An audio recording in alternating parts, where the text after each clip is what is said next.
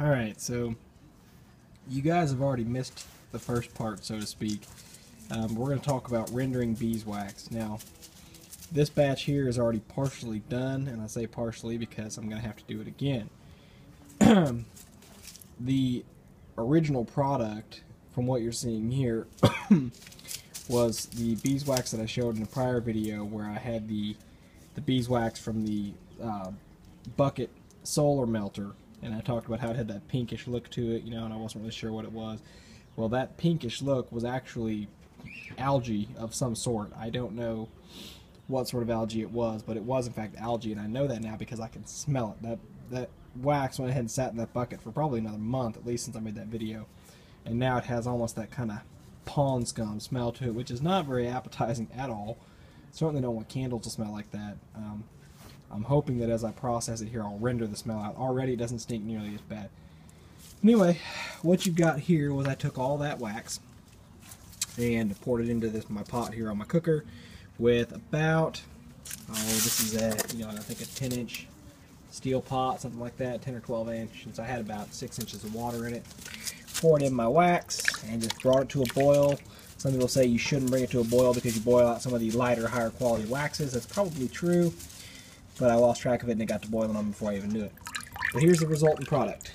I've got this nice wheel of beeswax, and what you see on the bottom, this is what would be your slum gum in a solar wax melt. You see there's a lot of cappings, or a lot of cocoons, and there's a lot of chunks of this kind of white. See, this is relatively firm material, but there's a lot of these rough chunks of this white stuff, and that is bits of propolis and other debris. And so what I'm going to do here is take my hive tool and actually scratch some of this off and see if I can do it on video and tell you what I'm going to do. So I'm going to remove this chunk of stuff. Yeah, that's not going to work very well. But I'm going to take my hive tool here and I'm just going to rake across it, and I'm going to remove about 1/8 to 1/4 inch of this layer and get all these big chunks of debris off. Normally I would put this into a special bin to re-render it later, and actually I suppose I can still do that. I don't want to waste, and so what I'll do is I will scrape all this off, put it into a bin to be held for later, and once that other bin of the deemable garbage, once it's full, I'll render it down and see if I can't shave just a little bit more beeswax off the top of it. But what you'll see is the majority of this wheel, there where you see about the white layer, the majority of this is good quality beeswax. But you can see all the brown specks throughout. There's still a lot of dirt and a lot of cocoons in it. And so I want to render it again and try to get all that out. What happens is as you boil it, it all mixes into a homogeneous mixture, and then as it cools, the lighter beeswax floats to the top and all this heavier debris sinks to the bottom. So this again was the bottom. So let me get it cleaned up here, and I'm going to swap out my water. You can see the water has a nice brownish hue to it from all of the dirt and stuff that was on the wax that cooked out. So I'll swap out for fresh water. I'll get this cleaned up and then we'll get it on the pot boiling again. So I've got my burner lit up here, and I've got my pot of fresh, very nice clean looking water now. Set that on the burner, and I'll put the lid on just to help trap the heat in, and I'm going to crank it up. You guys can probably hear the nice roar. I want to get that puppy boiling quick, or get hot quick. Again, not boiling. I went ahead and decided to save what I scraped off because there was a lot more than I expected. As it turned out, and you can see a lot of the decent clean wax there, but as it turned out, I had to remove an awful lot of material off the bottom of the wheel, much to the point of about took off about half the thickness, I would say. But you can see now at the bottom, I've removed most of the white. You can still see a little bit on there, but you see it's not as thick. And I actually just stopped because I got to the point that I felt like I was going to chisel the wheel in half. So I'm going to go ahead and render this down again and let it set up overnight, cool off again. Should be about tomorrow. It's been pretty cool here, so it should cool off and set up overnight, I think. And hopefully tomorrow I'll be able to scrape a much more concentrated layer off the bottom and have a much cleaner layer on top. So we'll just kind of see for now. Like I said, I've got it cleaned up.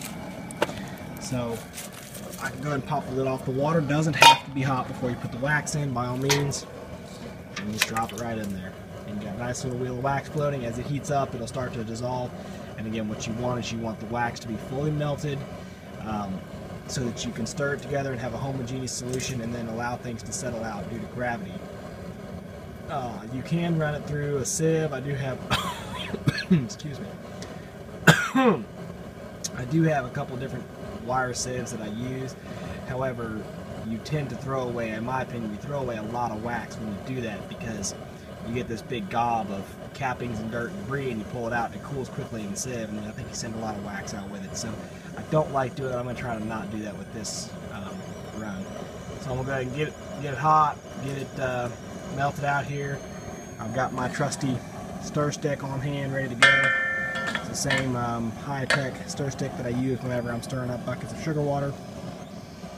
So I'll get it all stirred together, and then what I'll do with these cappings, they're not cappings, I'm sorry, the scrapings, I'll go ahead and take these and I'm going to throw these back in this Tupperware, and I'm going to put it in the freezer for safe storage, because there's a lot of moisture on here, and that moisture is going to lead to mildew and stank and rot, and that's why actually I just opened this bin up a couple minutes ago. Had some scrapings in it that were close to a year old, and they smelled pretty rank, and they had some pretty nasty fuzz going on. So even though I believe I could have cooked that fuzz off, it was just a little bit more stink that I didn't want to deal with, so I just finished it. It wasn't but maybe an ounce of wax, so I just tossed it. Anyway, I think that'll be it for now. Once I get this all melted down and I get a good mix, I'll show you a little bit about that. Here you can see it got away from me again. It's boiling, and I just turned the burner down and I'm trying to stir it to make it stop, but as you can see, it's a purely liquid mixture now. There's not a bit. I can actually, when it boils up there a little bit, I can actually see the bottom of the pan. So actually the wax itself has even become clear at this point. I'm going to dip my sieve in here and just show you kind of how this, I can run my sieve through it and pull up a load. You can see here I got to kind of slop it around because it screens out on itself. Screen out, look at that. That's an oil field term. But anyway. See there, so there's a lot of scum that I took out of it right there. Now we can take this, right here in the driveway, there's a good pile of leaves, so knock it out right there. And again, it might not look like a whole lot to y'all, but that's nasty, filthy stuff. You don't want to put wax on the driveway. Well, I don't suppose it would damage it, but it'll just melt off when it gets hot this summer. And we'll take another swipe here and see what we get. So again, you can see kind of that yellowy color that it has, and we'll kind of let it run around in the sieve. Let me see if I can get it to focus there for you. Let it run around in the sieve a little bit.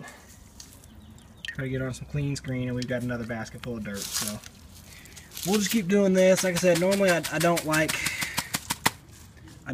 to do this just because I'm afraid that I kind of waste some stuff. But when it's this hot and it's real runny, I think it's okay. I think you pull out mostly debris. See down there in the pot, you can see all the casings and stuff. The cocoons floating around. So that's what I'm after primarily, is getting those cocoons and the bigger bits of debris out. It really doesn't hurt for me to soak my little sieve here in the pot either, because it's got a lot of wax on it. You can see it gets wax built up on it. And just a note, everybody else will say it too, when you're going to work with wax like this, you got to have dedicated equipment, because it's going to get wax on everything and you will never get it back off.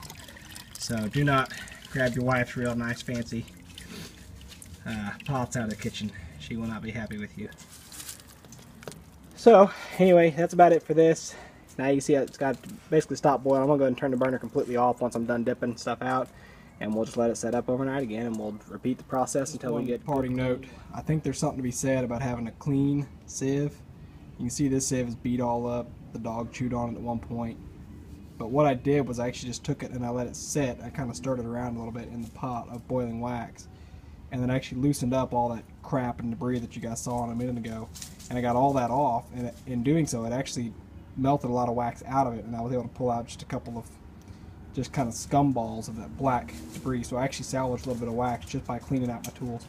You can see it's got a thin little film of wax on it now, but just by cleaning out the sieve like that, I was able to filter a lot more efficiently. So it's worth it to just take a break every couple of scoops and kind of rinse out your sieve, make sure it's good and clean.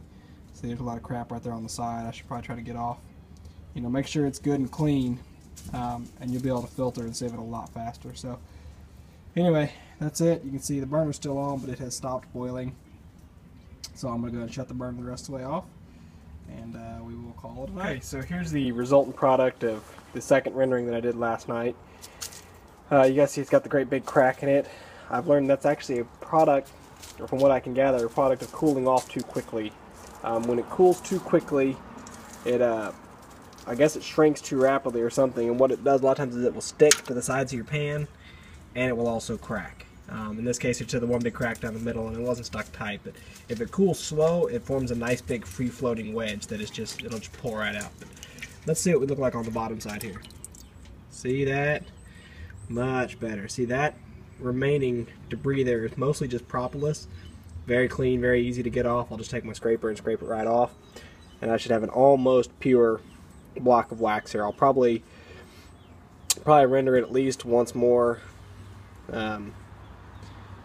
Maybe twice more, but at least once more. I'll scrape this propolis and render again and try to get it down to the purest possible product that I can. But that's looking pretty good there. I can live with a little bit of debris like that in a candle for sure. I mean, I'm not looking to sell these candles retail, so I shouldn't have to be worried about, you know, what the end consumer wants with the perfect quality of their candle.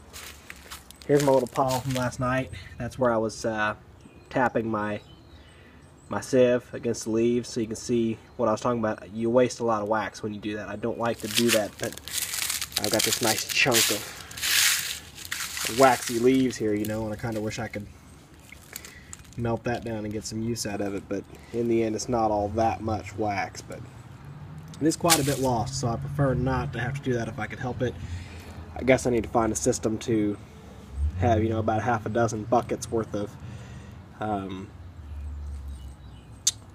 you know, reused material, so even when I'm doing something like tapping out my sieve, I could be tapping that into a bucket of water and trying to recapture that, and then eventually when you get a whole bucket full of debris like that, render it down and try to get just a little bit more out of it. So it's not a perfect system. I've seen some different systems out there for how to render your wax, how to filter your wax, all that sort of stuff, but for what I'm doing, just kind of playing around, just trying to learn and salvage some, this is working pretty good. So like I said, I'm going to take this piece here, scrape that propolis off the bottom, and I'll probably render it down at least once more tonight, and we'll see how it looks tomorrow. I'm going to go ahead and put this video out because I think it's getting to be about 10 or 12 minutes long now. So we'll probably just make an update video later in the future. Maybe when I actually make a candle or something, I'll certainly do a video on that. So that's it for this okay, I lied. Just one more little bit here. So I've scraped off the debris off the bottom. You can see it has kind of that dull but also polished look to it. So now you can kind of see what it looks like. That's the top side, obviously the clean wax. This is the bottom side. You've still got a thin little layer of that propolis or refuse, whatever you want to call it. And when I go to render this down again, you know, I'm sure I'll still have another little layer, but you know, to be honest with you, I'm not really sure exactly what quality I need as far as if I need to get all that 100% out to make a candle or what it will do. But this is the material that I scraped off. It's just has almost a gritty texture to it. Let's see if y'all can see it. Yeah, it has a gritty texture to it, and it peels off real easy. That's how you can tell when you're cleaning up that wax block. You can tell that you're getting it off because it comes off almost like sand. It just peels off real easy, and then once you hit harder stuff and you start to get something that is it starts flaking. Let's see if I can find a piece. Some of this wax down here, you can get a look at it. If I can get to zoom in, it has kind of a flaky look to it, and as you start to peel off flakes like that, that's when you know you're getting into your wax. So you've peeled deep enough, and then you need to throw it back in the pot and render it down again. So like I said, we're going to render it down again tonight and see how it all turns out.